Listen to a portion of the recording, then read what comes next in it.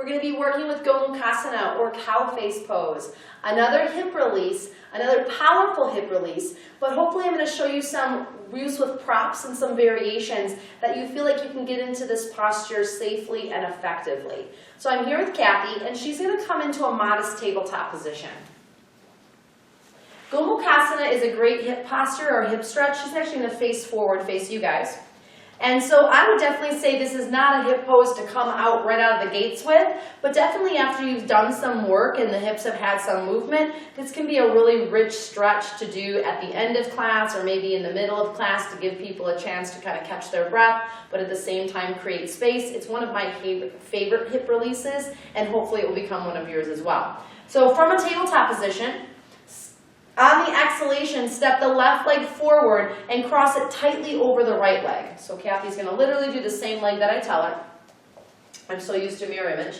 And then as you exhale, really try to smush the thighs together. There's a focus of compression between the thighs here as blood pools in the pelvis, which is really healthy for the reproductive system. And then when we open up out of the pose, we get that release back into the lower leg, so it's very self-nurturing. And so as you come back on the exhale, it's really important that you're mentally pushing that top leg down onto the bottom leg and trying to find the space between the heels to sit back on. Okay, so let's say, Hope, I can only get about 3/4 the way back and the floor is not my friend. This is where you're going to want to sit on something or a lot of somethings, whether it's a cushion, or several blocks, or a block with a blanket over it. You want to be able to get onto some support that you feel like you can be upright and secure. There is no hovering in this pose. You want to make sure that you can sit down securely. Now, Kathy fairly comfortably has each heel on each side of her hips, but let's say that that bottom heel just won't come out from underneath your sit bone. That's okay. And so do the best that you can with props to be able to sit as balanced as you can in order to slowly start to navigate into this posture.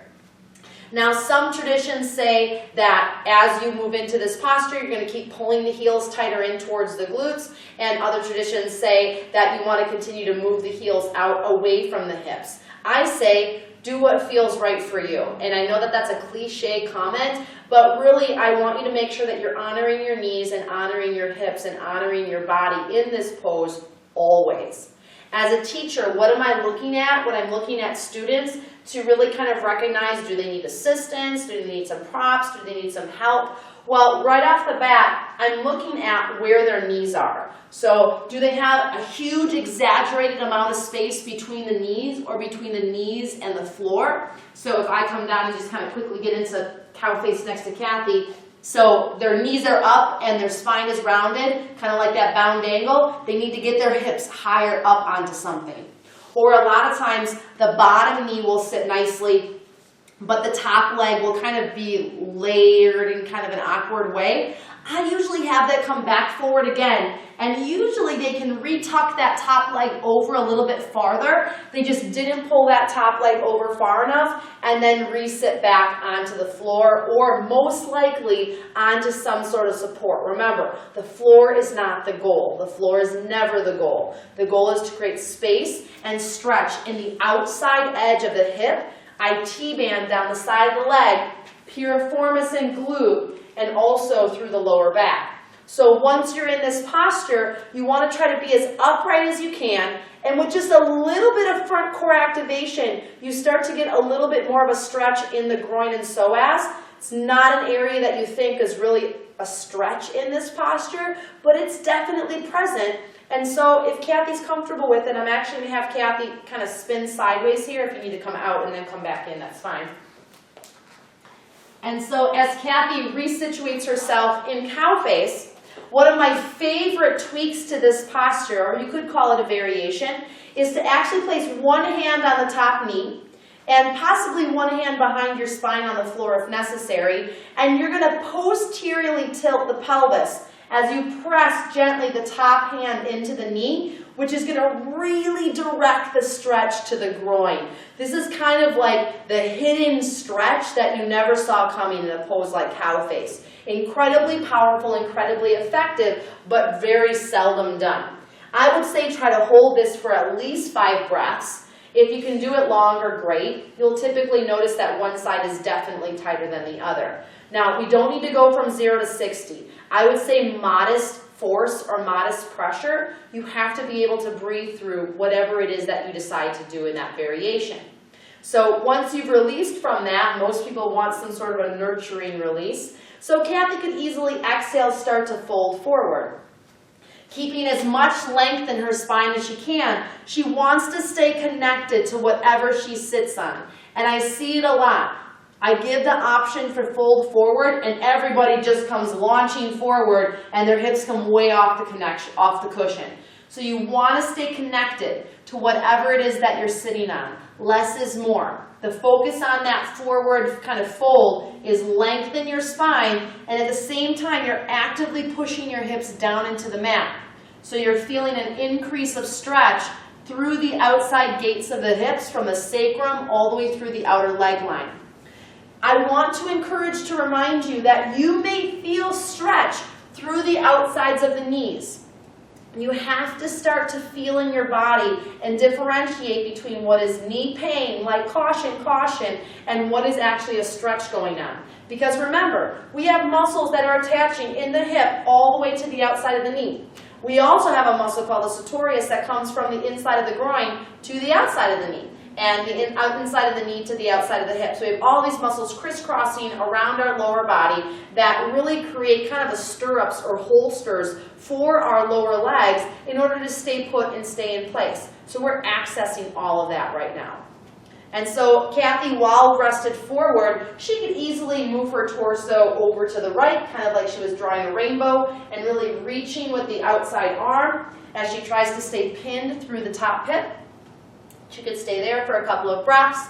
I usually like to give my students 30 seconds or kind of give them range within a certain time frame, maybe a minute or two, and then call out the option for them to circle over to the opposite side. Again, staying connected to whatever it is that they're sitting on.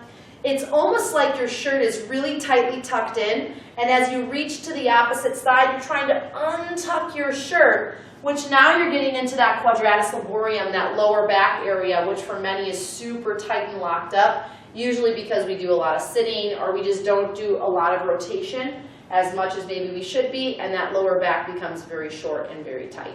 All right, so as Kathy comes back up again, I'm having her move around a lot, so she's actually going to face you guys again. And if she wants to uncross and recross the opposite leg, she can.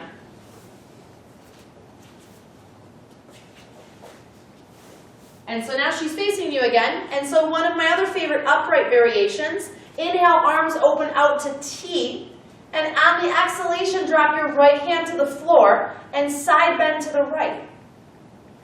Really important whenever you're side bending is to bend the bottom elbow, fold the elbow towards the fingertips so that the bottom shoulder doesn't jack up into the neck and kind of create like a stirrup for the neck or a holster for the neck. You want to keep some nice dropping space. Where do you look with the head? Wherever it's comfortable. You can look down, you can look forward, you can look up. You can even hold the head with the top hand and kind of use the head as leverage to reach even more through the elbow, a big side body stretch, and an unexpected continued hip stretch.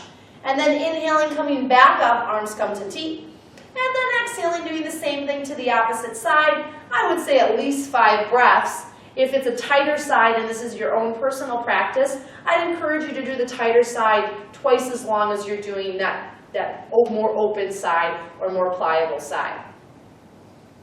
So nice deep breath in, nice deep breath out. Often the fascial tissues in the body create kind of like a ripping or a low-grade kind of pinching sensation. Please know that that's often very normal, but I always want you to approach every pose cautiously and with awareness of the body so that you can move safely and effectively.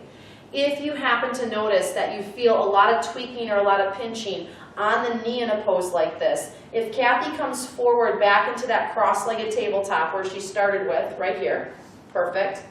Before you come fully back, you can offer that top thigh a little bit better external rotation and just kind of encourage the tissues to roll out. Now, we kind of feel like, well, Hope, that doesn't really do much of anything, but it does. You're guiding those tissues to move in the direction that they're supposed to. It's kind of like trying to rearrange something with saran wrap wrapped around it. You are moving those contents. It's just not a whole lot. It's not that obvious what we're used to. But as you sit back now, pressing the top leg securely to the bottom leg, you have in fact enhanced that external rotation on the thigh, which can make it a little bit more accommodating for the knee, but definitely maybe even a better stretch in the groin for that top leg as well. So I hope you enjoy cow face as much as I do. It's one of my favorite hip releases, and hopefully you have some new tips to make this pose even more effective. Great job.